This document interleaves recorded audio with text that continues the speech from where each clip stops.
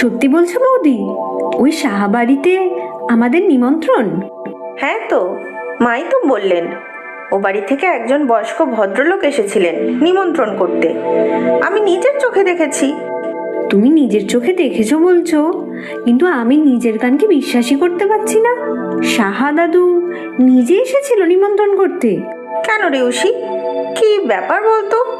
তুমি তো ওদের চেনো না বৌদি, তাই বলছো।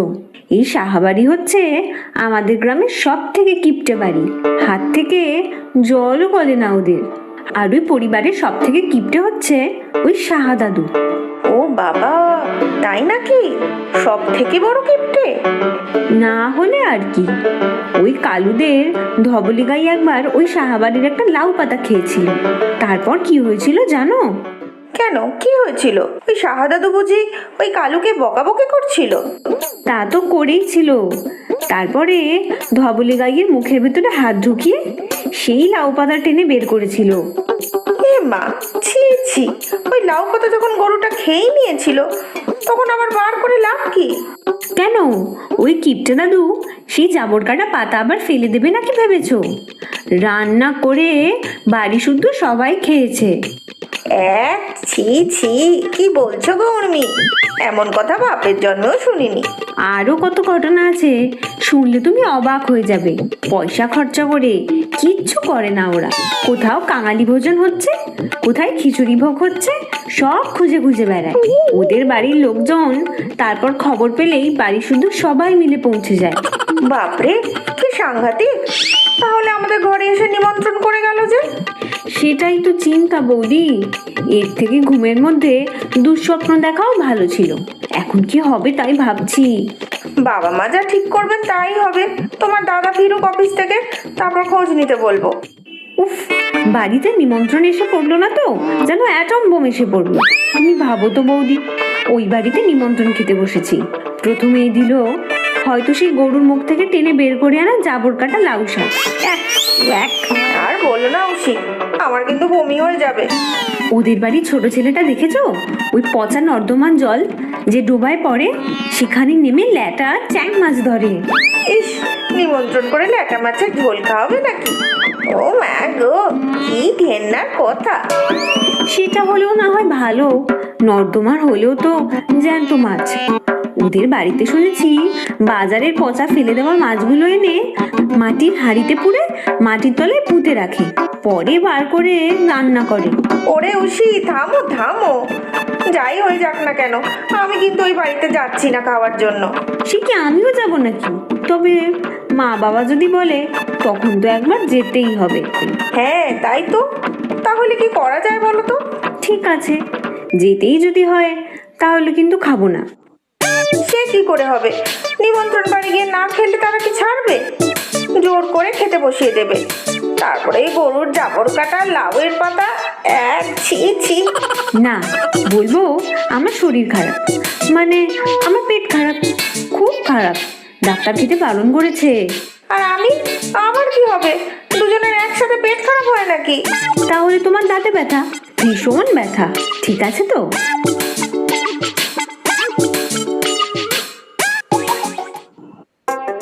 যা, কি বলছো? সাহা দাদুর বাড়িতে নিমন্ত্রণ? ওই উষি তোমার সাথে মজা করেছে। আরে না না, উষিকে তো আমি বললাম, মা বলেছেন। আর ওনাকে আমি নিজে দেখেছি ঘরে বসে কথা বলছিলেন। সাহা দাদু? আশ্চর্য, বিশ্বাসই হচ্ছে না। কালো মতো লম্বা, মুখে সাদা গোবদারি, মাথায় টাক। মাথায় টাক? তাহলে তো গেল, সে তো নির্ঘাত সাহা দাদু। ওনার মুখ দেখলে হাঁড়ি ফাটে। হাঁড়ি ফাটে? সে আবার কি? আরে ওটা কথার কথা, আগে মাটির হাঁড়িতে রান্না হতো তো। কিপটে মানুষের মুখ দেখলে ভাতের হাঁড়ি ফেটে যায় আর খাবার জোটে না। ওই বাড়িতে কিন্তু আমি কিছুতেই খাবো না, আমার দাঁতে ব্যথা ব্যাস। সে কি, কবে থেকে দাঁতের ব্যথা? বুঝেছি, তোমার সেই আক্কেল দাঁতের ব্যথা। আগের বার তো ডাক্তারবাবু বললেন মাড়িটা একটু চিড়ে দেবেন যাতে দাঁতটা তাড়াতাড়ি বেরিয়ে যায়। ও মা গো, সেটা ডাক্তার ডাকা বলে কিনা ছুরি দিয়ে মারি কেটে দেবে? আমি যাবই না রমন ডাক্তারের কাছে। দাঁত ব্যথা হয়েছে, ডাক্তারের কাছে যাবে না তো কি বিউটি পার্লারে যাবে? হয়নি হয়নি হয়নি, আমার দাঁত ব্যথা হয়নি। তবে হবে, ওই সাহাবাড়িতে নিমন্ত্রণের দিন হবে, আমি ঠিক জানি। আরে জয়া, আমি তো ভাবতেই পারছি না শাহাদাদুর বাড়িতে নেমন্তন্ন। এ তো ছোটবেলা থেকেই আমাদের স্বপ্ন ছিল। কত বাজি লড়েছি বন্ধুরা, কে ওই বাড়িতে গিয়ে কিছু খেয়ে আসতে পারবে। জানো তো জয়া, যতই চেষ্টা করুক কেউ পারিনি। আর সেখানে আর শাহাদাদু নিজে এসে খাওয়ার জন্য নেমন্তন্ন করে গিয়েছে। ইস, আনন্দ তো আর ধরে না দেখছি। কি না কি খাওয়াবে তুমি জানো? হয়তো পচা পুকুর থেকে গেরি গুগলি কিছু ধরে এনে খাওয়াবে। ওসব ছাড়ো জয়া, ভাবতে পারছো ওই কিপ্টে বাড়িতে নেমন্তন্ন? আমার আর তর্স হইছে না গো। আমি ও বাড়িতে কিছুতেই খাবো না বলে দিলাম। আর হ্যাঁ, তোমার বোন উষিও কিন্তু খাবে না।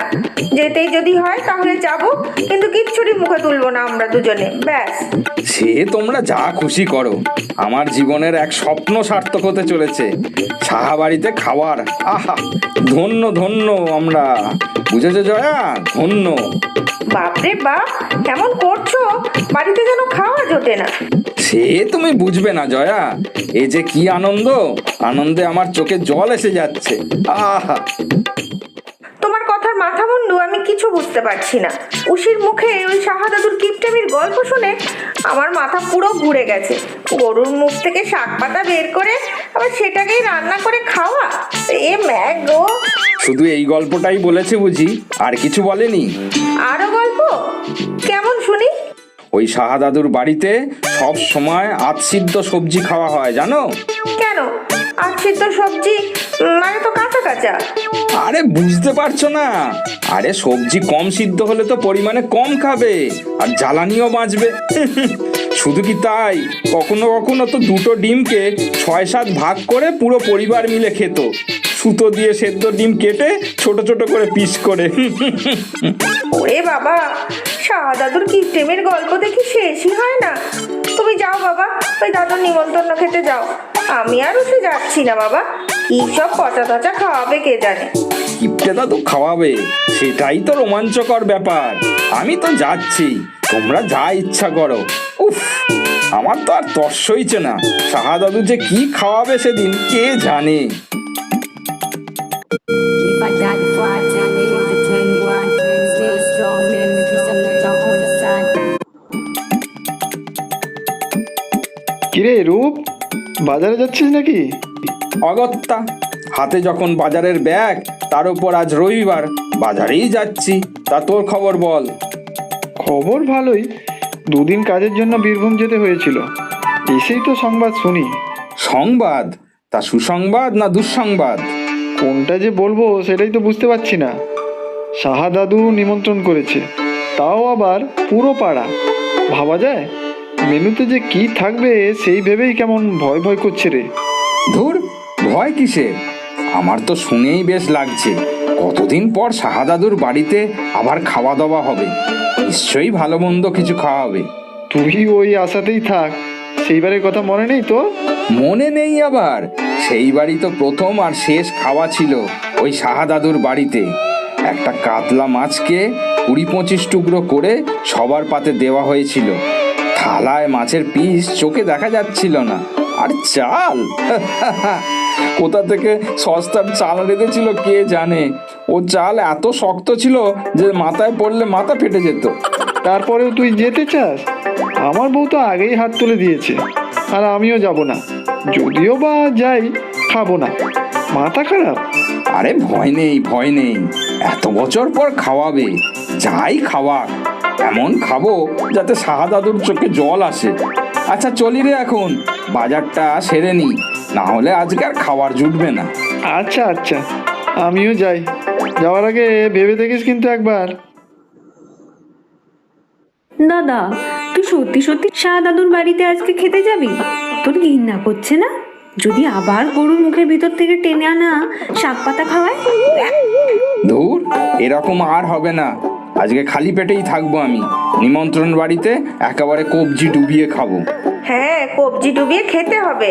এক বাটি টালটালে ঝোলের মধ্যে কিঞ্চিত পুঁটি মাছের টুকরো আসবে, তখন ঝোলের মধ্যে কবজি ডুবিয়ে মাছ ধরে খেও। তোমরা একটু বেশি ভাবছো জয়া। সবাই কি সারা জীবন একই থাকে নাকি? ওনার মতো মানুষ অন্তত থাকে। আমি আর বৌদি কিন্তু বাড়ি থেকে পেট পুড়ে খেয়ে যাব বাবা। ঠিক বলেছ ঐশী, মাকেও বলেছি খেয়ে দে তারপরে এই শাহাদাতুর বাড়ি যেতে, তারপর ভর দুপুরে না খেয়ে বাড়ি ফিরতে হবে। এলাহি আয়োজন, বুঝলে ঠাকুর, এলাহি আয়োজন করলাম এবার। বেশি বেশি করে সব রান্না করবে একেবারে, যাই হোক না কেন, খাবার কম যেন না হয়। হাত চালাও ঠাকুর, হাত চালাও। ভয় কিসের? আসো আসো, সব চেয়ারে বসে যাও।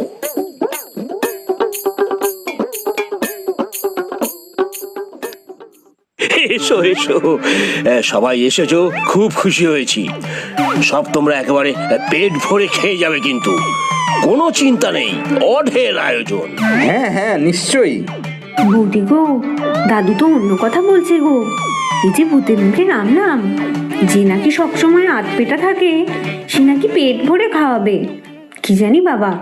আমিও তো তাই ভাবছি, আমরা তো পেট পুড়ে খেয়ে এসেছি, তোমার দাদাটাই তো একদম কথাই শুনলো না আমার। নিমন্ত্রণ বাড়িতে খাবে বলে না খেয়ে ড্যাং ড্যাং করে চলে এলো। আরে তোমরা দাঁড়িয়ে আছো কেন? চলো চলো, রান্না সব হয়ে গিয়েছে, খেতে বসে যাও। এত বড় মাছ! আরে খাও খাও, এরপরে আরো আছে চিংড়ি মাছের মালাইকারি, কষা মাংস, আরো কত কি। ওরে বাবা, এত খাবার! কি সুন্দর গন্ধ বের হচ্ছে। কি বললাম আমি? আজকে আমি কবজি ডুবিয়ে মাংস খাবো। কিরে অনিস, আমার কথা মিললো তো? আমি তো কিছুই বুঝতে পারছি না, সাহা দাদুর এরকম আমূল পরিবর্তন কিভাবে হলো রে? আচ্ছা এবার শোনো, এই তোমরা নিশ্চয়ই অবাক হচ্ছ। আসলে আমার নাতি বিদেশ থেকে পড়াশুনো করে দেশে এসেছে। ওর কাছে আমি কথা দিয়েছি, আর কোনো কিপটমো নয়। অনেক উপার্জন করেছি, এত পয়সা মরার পর স্বর্গে নিয়ে যাব নাকি বলো? তাই তো আজকের এই আয়োজন, কোনো কার্পণ্য করিনি, বুঝলে তোমরা? খাও খাও, পেট ভরে খাও।